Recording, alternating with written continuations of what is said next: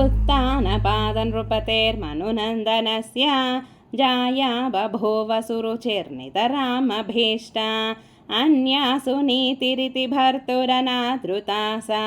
त्वामेव नित्यमगतिः शरणं गताभूत् अङ्के पितुः सुरुचिपुत्रकमुत्तमं तं दृष्ट्वा ध्रुवः किल सुनीतिसुतोऽधिरोक्ष्यन् आचिक्षिपे किल शिशुः सुतरां सुरुच्या दुःसन्त्यजा खलु भवद्विमुखैरसूया त्वन्मोहिते पितरि पश्यति दारवश्ये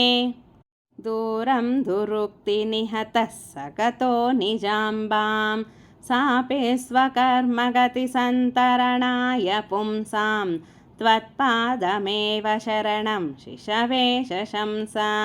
आकर्ण्यसोऽपि भवदर्चननिश्चितात्मा मानी निरेत्य नगरात् किल पञ्चवर्षः सन्दृष्टनारदनिवेदितमन्त्रमार्गः त्वामारराधतपसा मधुकाननान्ते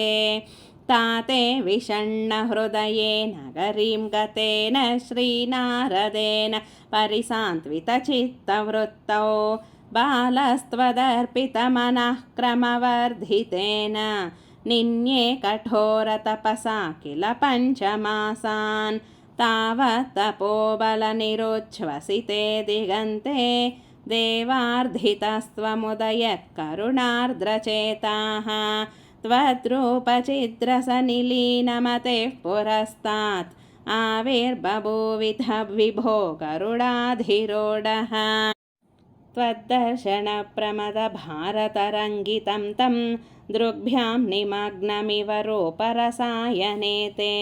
तुष्टुषमाणमवगम्य कपोलदेशे संस्पृष्टवानसिदरेण तथादरेण तावद्विबोधविमलं प्रणुवन्तमेनम् आभाषथास्त्वमवगम्य तदीयभावं राज्यं चिरं समनुभूय भजस्व भूयः सर्वोत्तरं ध्रुवपदं विनिवृत्तिहीनम्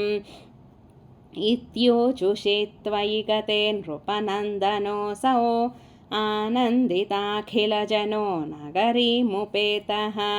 रेमे चिरं भवदनुग्रहपूर्णकामः ताते गते च वनमादृतराज्यभारः यक्षेण देवनिहते पुनरुत्तमेऽस्मिन् यक्षैः स युद्धनिरतो विरतो मनोक्त्या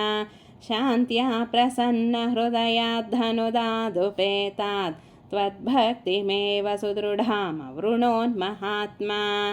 अन्ते भवत्पुरुषनीतविमानयातो मात्रा समं ध्रुवपदे मुदितो यमास्ते एवं स्वभृत्य जनपालनलोलधीस्त्वं वातालयाधिपनिरुन्धि ममामयौघान्। श्रीकृष्णाय परब्रह्मणे नमः। नारायण अखिलगुरो भगवान् नमस्ते।